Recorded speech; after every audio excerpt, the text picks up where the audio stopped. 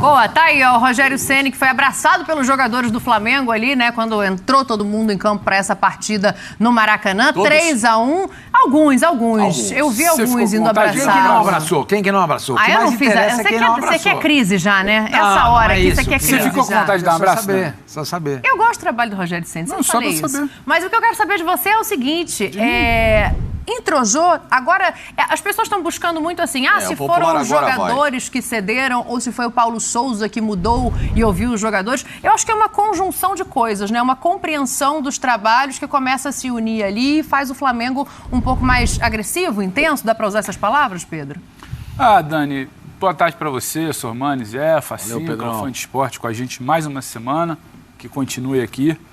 Eu acho que é um processo. Eu acho que algumas situações também ocorreram de maneira precipitada, né? De que estava brincando até agora com o Zé no camarim, estava ali, né? 2 semanas atrás, manda embora. Hoje pintou o novo campeão. Daqui a pouco vão dizer que é o técnico para substituir o Tite. Então, talvez a gente precise ter um pé um pouco mais no freio. Acho que é um processo. Ele cita uma frase ali que quando o resultado vem, nem tudo está ruim. Acho que eu estou de acordo com ele. Não é porque um resultado não acontece que você vai dizer que o processo inteiro está deteriorado. Só que ficou muito claro que algumas ferramentas utilizadas até as semifinais do Carioca, até as finais do Carioca contra o Fluminense, não vinham dando certo. Certas situações foram modificadas, não é que posições foram alteradas, a gente já bateu bastante nessa tecla, mas algumas interações, a movimentação, posição, é o posicionamento a compreensão, em campo, né? A forma como o time marcou ontem, acho que são processos. Quando você pega o jogo contra o Sport Cristal, que é uma vitória na Libertadores... Esse primeiro gol é lindo demais, hein? Sim, e vem de um processo, vem de uma marcação, uma pressão, uma bola que estica rápido. Os passes, os deslocamentos. Quando você ganha do Sport Cristal por 2-0, não quer dizer que o desempenho foi bom. Ali não tinha exatamente um grande trabalho. Tinha uma necessidade de vencer e um time muito fragilizado do outro lado. Venceu.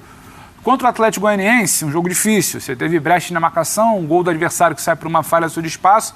A gente sempre batia na tecla, mas você tinha uma mínima evolução de um controle. Você tinha uma bola no pé, faltava circular um pouco mais rápido a bola, você não tinha uma pressão ainda. Contra o Tadieres, interessante, é uma outra evolução.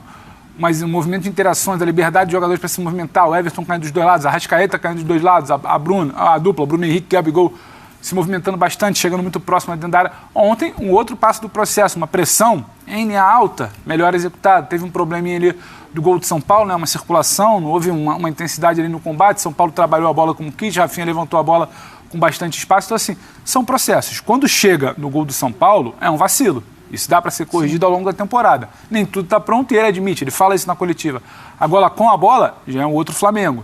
Pressionando, subindo um pouco mais a marcação, já é um Flamengo um pouco mais ordenado, mais compactado, porque a zaga subiu junto. O João Gomes acaba sendo o primeiro a dar o bote lá em cima. O Sormani fala do gol bonito do primeiro. É fruto disso, uma pressão mais alta, o João Gomes, a bola acelerada, sabe? A bola que chega para o cara fazer o gol. Então, assim, é uma série de situações que começam a serem encaixadas. É só por causa de pressão de torcida? Eu acho que não. É só porque o Paulo Souza cedeu? Não cedeu, mas ele trocou algumas situações de interações, que ele bate muito nessa tecla. Não é que, tudo que eu fiz deu errado e agora eu vou fazer o que a torcida queria. Não, eu acho que tudo tem a ver com o primeiro momento do trabalho dele. Só que ele enxergou. Talvez concedeu algumas situações de interações. As interações são maiores agora como não eram antes. E ele está vendo que funciona. Então é uma série de situações que vão caminhando. Está tudo certo? Não, ele ontem mesmo reconhece isso na coletiva.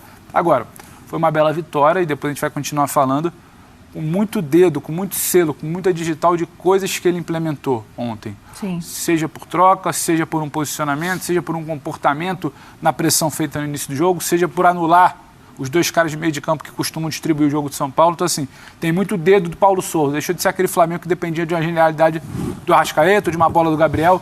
Tinha muito dedo ali para o processo da construção da vitória. E eu acho que a gente consegue, né, Facinca, começar a ver essa evolução do coletivo, que era o que a gente cobrava, assim. A individualidade, a gente sabe que ela continua ali, ninguém desaprendeu a jogar bola. Agora, nesse momento que a gente consegue perceber, os jogadores numa posição mais confortável para eles, por exemplo, o Felipe, né, ele recompõe ali a linha de 3 quando é necessário, mas ele joga muito mais como um lateral. O Gabigol saindo da área, como sempre fez, mas jogando menos pelo lado e tendo uma mobilidade maior, uma troca possível ali. O que você acha que já evoluiu nesse trabalho? Eu vou chegar nesse ponto do que precisa, porque eu sei que não existe perfeição, né? Ainda tem uma questão defensiva muito forte. Mas o que você acha que já evoluiu? O que você conseguiu ver para esse 3-1 ontem? Bom, Dani, boa tarde para você, Pedro, Zé, Sormani e o Fã de Esporte conosco. Eu vou sempre também bater na tecla de que ele passou a enxergar atletas que já mereciam, estavam querendo entrar nesse time titular do Flamengo para fazer diferença. O jogo do João Gomes ontem foi assustador, né? Positivamente falando. O próprio Lázaro, né? Entra muito bem. E o Lázaro, exatamente, a citar os dois. Assustador que eu digo assim, que maturidade, né? Que jogo grande de dois garotos que nessa temporada, já o João com mais tempo, o Lázaro nessa temporada, mas que entraram e abraçaram o time de uma forma que, cumprindo funções sem bola, eles dão a liberdade para que outros criem e criando também com a própria bola, como o próprio Lázaro, né? Sim. O Everton ontem fez um jogo muito grande sem bola. O jogo dele não deixou o Wellington respirar em nenhum momento. O Wellington, lateral do São Paulo, ontem inexistiu em campo, né? Assim como o Nestor, o Maia, com o próprio João, o Thiago Maia do São Paulo, né? Aliás, o Thiago Maia do Flamengo contra o Pablo Maia do São Paulo, né? Nesse embate... São parentes, Francisco? Não são parentes, mas o sobrenome, claro, né? Idêntico. Mas, enfim, mas é um Flamengo que não deixou o São Paulo respirar, dentro de também uma mudança de conceito, de jogadores ali no meio-campo muito mais intensos, muito mais rápidos e deixando, obviamente, o setor ofensivo com muita liberdade. O Arrascaeta circulando muito, né? Trabalhando nas duas frentes, direita, esquerda, se apresentando a todo momento no lado em que o Flamengo tinha a bola para dar essa opção de passe, quebrar essa linha do tricolor. Então, foi um time ontem do meio para frente na melhor atuação do ano, disparado. A melhor atuação do Flamengo ontem foi a do ano, de 2022. Mas do meio para frente. Do meio para trás, como o São Paulo esteve inapto a chegar e na única vez em que chega faz um gol, ainda vejo algumas situações que me causam preocupação. O Davi Luiz vai estrear de fato com a camisa do Flamengo? Rapaz! Pegou pesado, hein? Porque o Davi Luiz, a cada jogo, ele se mostra um zagueiro muito inconstante. O Arão ao lado dele é outro que você vê que não tem esse cacuete de zaga. Ele é bom com a bola nos pés. O jogo aéreo do Flamengo ontem, de novo, dando muitas oportunidades naquilo que São Paulo chegou para...